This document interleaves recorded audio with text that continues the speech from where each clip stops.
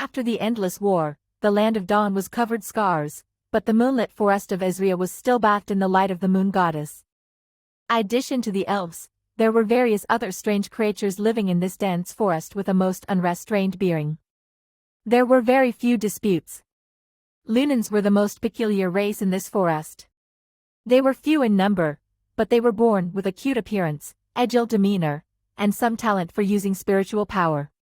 They used their spiritual power to bake apple pies, catch fish, and jump around in the woods.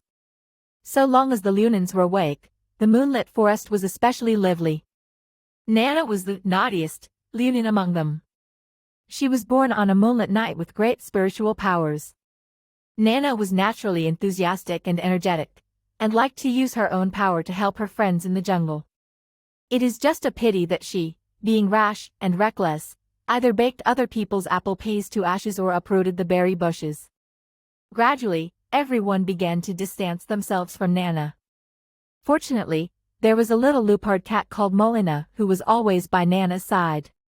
Molina was a small leopard cat living on the edge of the moonlit forest. She had no father, no mother, and no friends. She lived alone ever since she could remember. Owing to an accident, Molina broke into the gathering place of the Lunans, got stuck in a dangerous cave, and it was Nana who saved her. Since then, Molina always liked to pester Nana.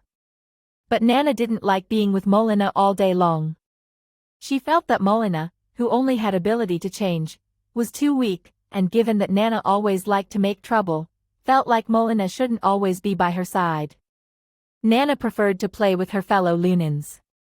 Although she felt disappointed because of everyone's rejection, Nana, who was naturally optimistic, would soon try to help everyone.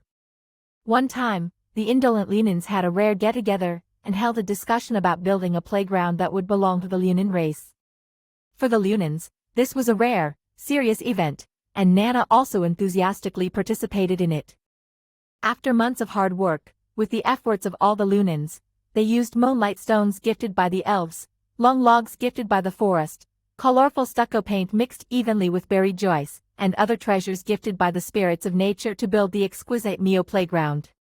It had a cat-climbing frame, fish-catching pond, desert room, big trampoline, everything.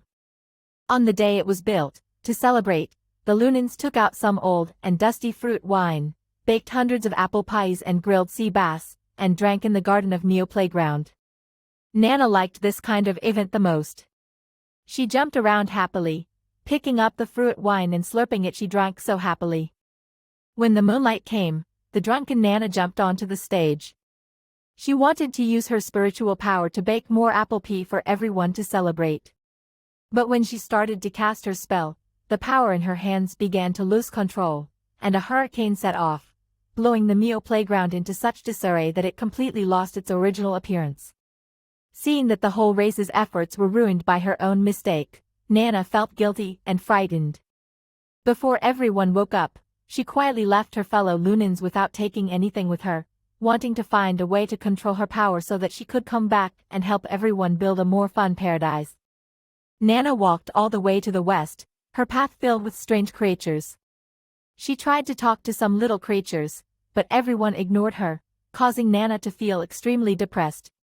Nana, who had never walked out of the moonlit forest, felt an unprecedented sense of loss and loneliness, until she found out that Molina had been following her.